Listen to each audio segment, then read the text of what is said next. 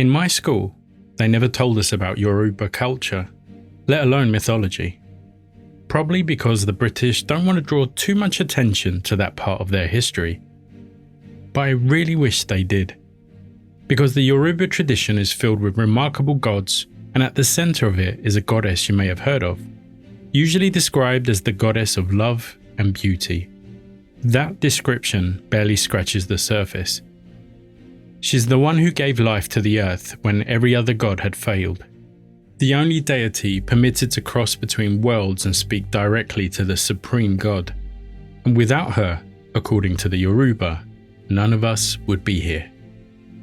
Welcome to the mysteries of mythology. Oshun. When I posted my mermaids video, a few comments came in asking why I hadn't covered more of the Yoruba from West Africa, specifically Yemoja, the ocean goddess. And honestly, I knew very little about Yoruba mythology at the time, but that sent me down a deep rabbit hole, and I wasn't prepared for what I found. So let's start at the beginning. This is Oshun, one of the most important figures in Yoruba religion of West Africa. She is a Orisha, and if you're not familiar with that term, it's worth understanding because it changes how you see everything else. In Yoruba belief, Orishas aren't distant gods sitting somewhere unreachable. They're active forces that shape the world and guide human life. Each one governs a specific part of nature or human experience. Ocean's domain is fresh water. Rivers, streams, the flow of life that they carry. In a part of the world where water can be scarce, where it determines whether crops grow or fail, that makes her essential. She's also tied to fertility, healing, wealth, and attraction. All of it points to the same thing. Ocean is whatever allows life to thrive and continue. That's the thread running through everything connected to her. And the most important place we see this is in the creation story. In the beginning, according to Yoruba belief, there was Olodumare, the supreme god, the source of everything. Beneath him were a group of powerful divine beings called the Orisha, each one entrusted with a piece of creation, each carrying a portion of his power. At some point, the earth existed, but it wasn't ready for life. It was a vast, silent emptiness. No rivers, no green, no sound, just raw, unformed matter sitting in stillness waiting for something to wake it up. So Olodumare gave an order. He sent the Orishas down to shape the world, to breathe order into the chaos and prepare it for life. Oshun descended with them. She carried the same divine authority and power as the others, but she was the only woman among them. And from the moment she arrived, the others made it quite clear she wasn't considered their equal. They didn't consult her, they didn't wait for her, they looked at the vast unformed world, decided between themselves they had everything they needed and got to work. Without her. But the world refused them. They moved across the land, pouring their power into it, trying to coax life from the soil. Nothing stirred. They shaped the terrain, placed seeds into the ground. The seeds sat there lifeless. The soil stayed hard and dry. The air was still no matter how much force they applied. The world gave nothing back. Days passed, maybe longer, and slowly the realization crept in. They couldn't bring life to the world. And when they were finally honest enough to look at why, the answer was uncomfortable. They had sent away the one Orisha they needed the most. So they went back to Oshun. They didn't arrive with excuses. They considered what they had done, recognized her place among them, and asked her to join in the work. Oshun agreed. And the moment she turned her attention to the earth, things began to change. Water started moving, finding its way across the land in quiet, winding paths. The soil, which had been closed and unyielding, began to soften. And where the water reached, things began to stir. Slowly at first, then more surely. Green pushing up through the earth, movement where there had been none. The world finally began to breathe. Everything the Orishas had attempted and failed now fell into place. The lesson wasn't lost on them. You could have all the power in existence and still accomplish nothing without balance. Creation wasn't just about force or authority. It required all of its parts. Oshun was not a lesser part. She was the part without which nothing else could function. That understanding became the foundation of how she is seen to this day. So now, if you didn't before, you have an idea of who Oshun is. But there's something worth addressing because it comes up every time her name is mentioned. She's almost always described as the goddess of love and beauty, and that's not inaccurate. But if you stop there, you're doing her a disservice. In Yoruba belief, Oshun's power doesn't work the way most people imagine divine power working. She doesn't force things or commands them. She draws things towards her. Think about the situations hardest to resolve. Not the ones that need someone to step in and overpower the problem. The ones that have calcified over time, where both sides have stopped listening and where tension has quietly poisoned something that used to work. Those situations don't respond well to pressure. And that's where Oshun operates. She's connected to diplomacy, to calm thinking, to the ability to bring people back into alignment when everything has been pulled apart.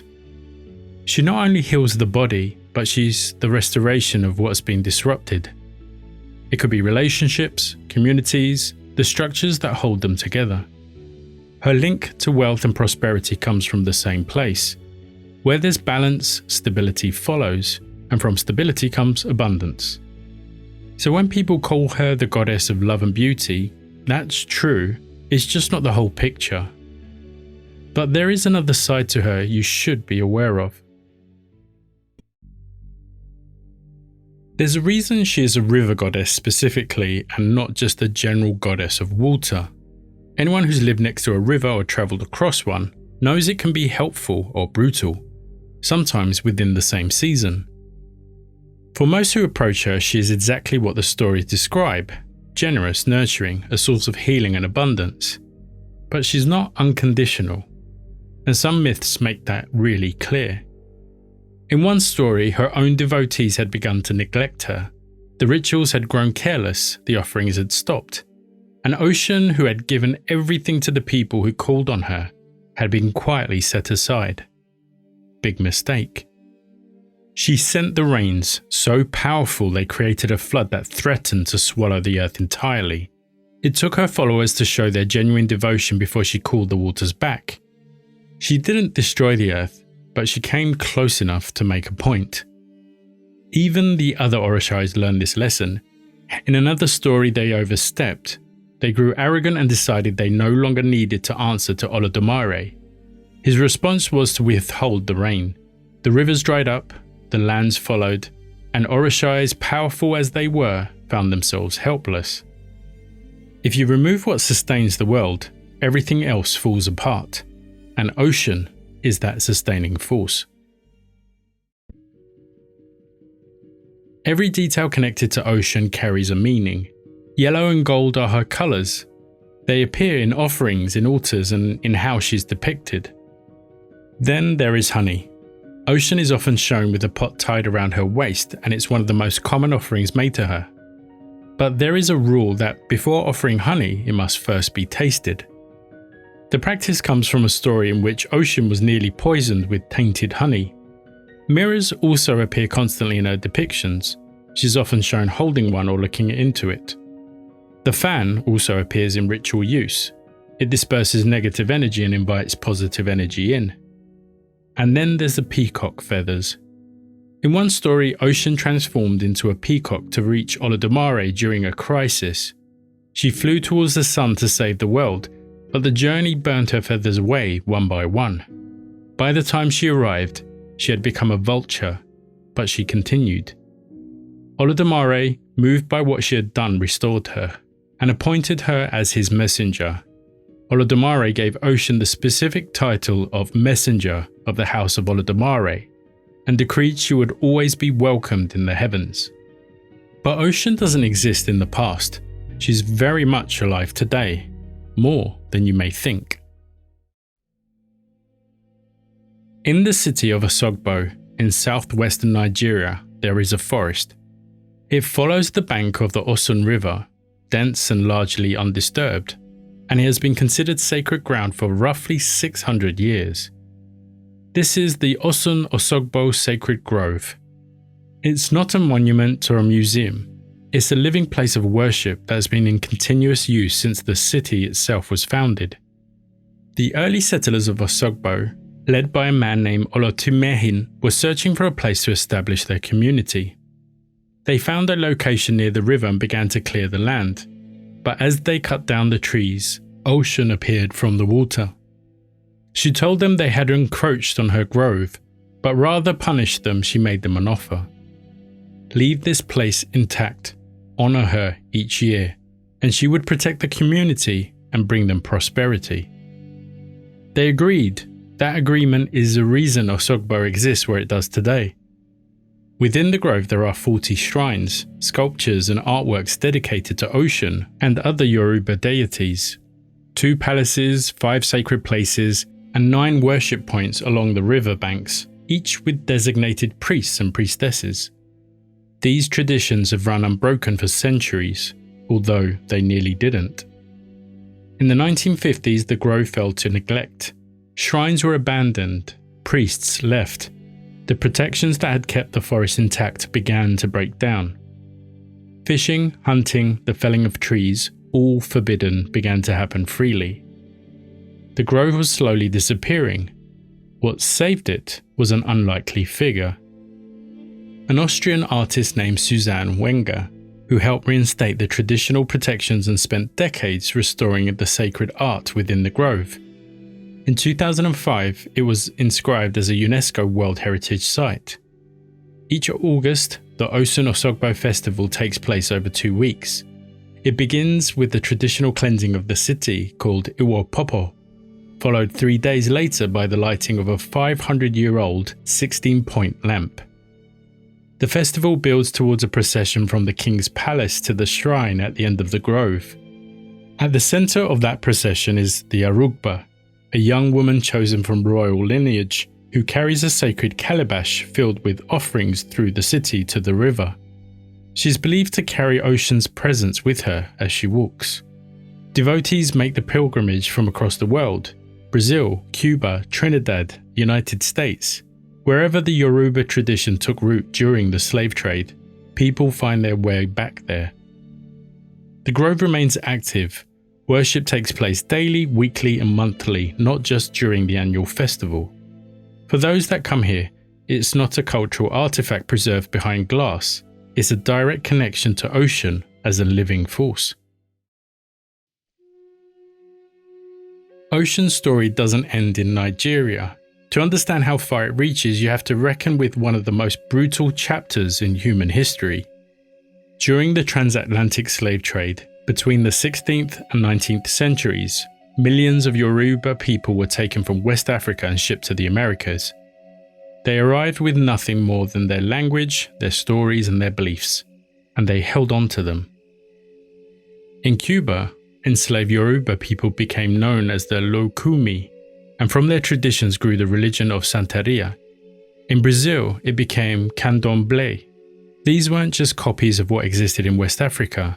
They were continuations adapted to survive in new environments. In Catholic regions, the Yoruba found parallels to the structure of Christianity. Saints were approached for specific needs and acted as intermediaries, much like the Orishas. So Oshun became paired with Our Lady of Charity in Cuba, with the Virgin Mary in the United States. On the surface, it looked like Christianity, but underneath, the older traditions continued. Oshun adapted with them. In Brazil, she became Oshun. In Cuba, she became Ochún. The names changed, but the core remained. Fresh water, fertility, the force that sustains life and withdraws when disrespected. These traditions survived the crossing.